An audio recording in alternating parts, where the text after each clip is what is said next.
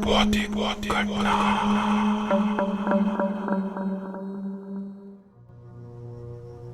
क्या कभी आपने किसी ऐसे स्थान पर कदम रखा है जहां कुछ ऐसा है जिसे आप सिर्फ महसूस तो कर सकते हैं लेकिन समझ नहीं सकते, जहां हर छोटी सी आवाज, हर पल की खामोशी आपके अंदर एक अजीब सा डर भर देती है।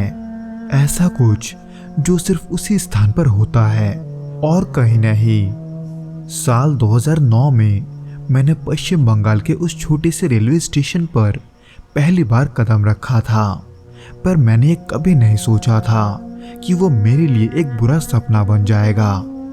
जो कुछ भी वहां हुआ वो अब तक मेरी जिंदगी का सबसे डरावना और अनजाना अनुभव है। ये घटना सिर्फ एक डरावने स्टेशन की नहीं है, बल्कि एक ऐसे रहस्य की है जो आज भी अनसुलझा है। अगर आप भी मेरे तरह ही कभी उस जगह पर कदम रखते तो शायद आप भी सोचते कि ये सिर्फ मेरी कल्पना थी या कुछ और।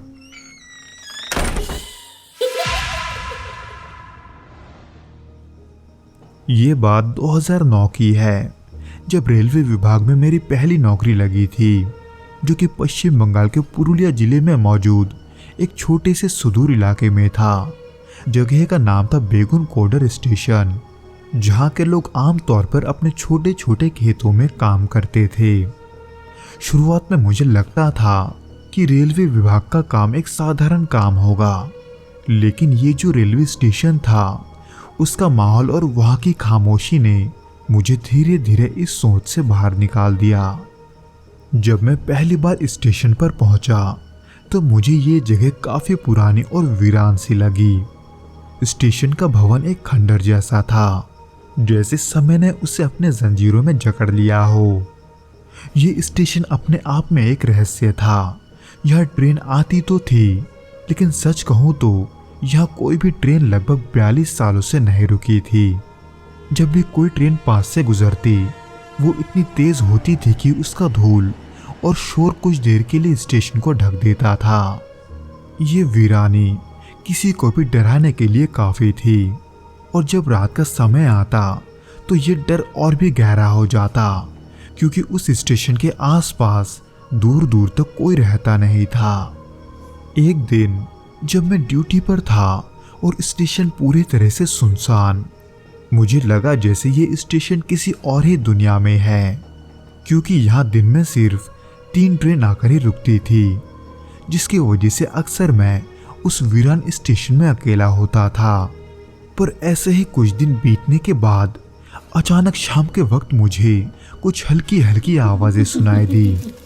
पहले तो मैंने सोचा कि शायद ये हवा और पेड़ पत्तों की आवाज होगी, लेकिन जैसे जैसे आवाज तेज होती गई वैसे वैसे ये साफ हो गया कि वो कोई पेड़ पत्तों की आवाज नहीं है।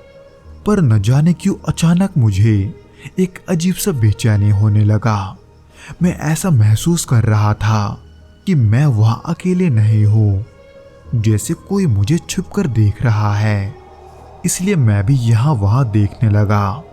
हालांकि उस दौरान मन में ये ख्याल भी आ रहा था कि वो सब मेरा वहम है, लेकिन उसी बीच जैसे मेरी नज़र प्लेटफॉर्म की ओर गई वैसे मुझे एक झटका लगा, क्योंकि उस सुनसान स्टेशन पर सफ़ेद साड़ी में लिपटी हुई एक महिला खड़ी थी। हालांकि अंधेरे में उसका चेहरा साफ दिखाई नहीं दे रहा था, और ना ही उसकी आंखें, जो कि उस समय जमीन की तरफ घूर रही थी। पर तभी एक अजीब चीज हुआ, क्योंकि अचानक से वो औरत अब मेरी तरफ देख रही थी, एकदम स्थिर खड़ी होकर, एकदम खामोशी से, और उसकी साड़ी जैसे हवा में लहरा रही थी। और मैं उसे देखकर पूरी तरह से थमसा गया था। एक पल तो ऐसा भी आया जब मैंने उससे वहां आने का कारण पूछा, लेकिन वो बोलना तो दूर, वो वहां से हिल तक नहीं रही थी। फिर एक क्षण में वही महिला न जाने आंखों के सामने से कहां गायब हो गई, जैसे वो कभी थी ही नहीं। मुझे समझ में नहीं आ रहा था कि आखिर मैंने क्या देखा। क्या ये मेरी आंखों का धोखा था या फिर कुछ और जो मैं नहीं समझ पा रहा था। शुरुआत में ये सब चीजें मेरे समझ के बाहर थी, लेकिन धीरे धीरे मैं जानने लगा था कि ये स्टेशन और उसका माहौल कुछ ठीक नहीं है। स्टेशन के बारे में जो लोग कहते थे वो अब मेरे समझ में आने लगी थी। लोग कहते थे कि सालों पहले यहाँ एक स्टेशन मास्टर की पत्नी की रहस्यमय तरीके से मौत हुई थी और उसी के मौत के बाद उसकी आत्मा स्टेशन पर भटकती है। हालांकि ये सब पहले मुझे सिर्फ अफवाह लगती थी, लेकिन जिस रात वो सफेद साड़ी वाली महिला मेरे सामने आई तब से मेरी सोच पूरी तरह से बदल गई। पर यह घटना सिर्फ एक बार नहीं घटी थी। कई बार जब रात का समय आता तो स्टेशन के हर कोने में मुझे अजीब तरह की हलचल महसूस होती। कभी प्लेटफॉर्म के कोने में कोई हल्की सी आवाज सुनाई देती तो कभी ऑपरेटिंग रूम की खिड़की के बाहर किसी औरत का अक्स दिखाई देता। रात में कभी कभी घड़ी की टिक टिक की आवाज सुनाई देती तो कभी कभी घड़ी पूरी तरह से बंद हो जाती। इस तरह के माहौल में वहां अकेले रहना मेरे लिए मुश्किल होता जा रहा था। मुझे डर था कि कहीं वो औरत मेरे पास ना आ जाए। पर बदकिस्मती से एक दिन अचानक ऐसा ही हुआ जब मैंने उस सफेद साड़ी वाली महिला को फिर से दोबारा देखा। वो भी रात का ही एक समय था जब मैं वहां से गुजरती एक ट्रेन को सिग्नल दे रहा था। पर जब वो पैसेंजर से भरी ट्रेन थोड़ी धीमी रफ्तार में प्लेटफॉर्म से गुजर रही थी तभी अचानक वो महिला न जाने कहां से वापस आ गई और उस ट्रेन को देखकर दौड़कर उसका पीछा करने लगी। इस अविश्वसनीय दृश्य को देखकर मैं जितना चौंका था उससे कहीं ज्यादा डरा हुआ था, क्योंकि उस महिला का भागने का तरीका बड़ा ही असामान्य था। वो न जाने कैसे अपने हाथ और पैर दोनों का इस्तेमाल करके भाग रही थी। मेरे अलावा भी कई लोग ऐसे हैं जिन्होंने उस महिला को ट्रेन का पीछा करते हुए देखा है। हालांकि उस रात में डर के मारे सीधे ऑपरेटिंग रूम में जाकर छुप गया था, पर फिर भी ये डर सता रहा था कि कहीं वो महिला मुझे देख ना ले, क्योंकि मैं ये नहीं जानता था कि अगर मेरा उससे सामना हुआ तो मैं क्या करूंगा। इसलिए मैंने इसी खौफ के कारण 1 महीने बाद ही वहां का काम छोड़ दिया। पर आज भी जब मैं उस स्टेशन के बारे में सोचता हूँ तो एक अजीब सी कशमकश महसूस होती है।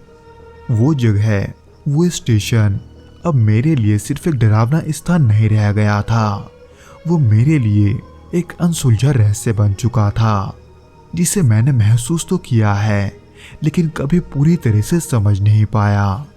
हर बार जब भी मैं पुराने स्टेशन या फिर किसी सुनसान इलाके के बारे में सुनता हूँ तो इसी स्टेशन को लेकर मेरी यादें ताज़ा हो जाती है।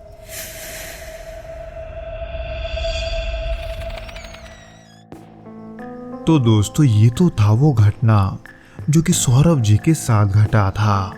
उम्मीद करता हूँ कि आपको ये पसंद आया होगा, और अगर आया हो तो प्लीज़ इस वीडियो को लाइक करके इसे अपने दोस्तों के साथ शेयर ज़रूर करना और हमें कमेंट करके ज़रूर बताना कि आपको ये वीडियो कैसा लगा।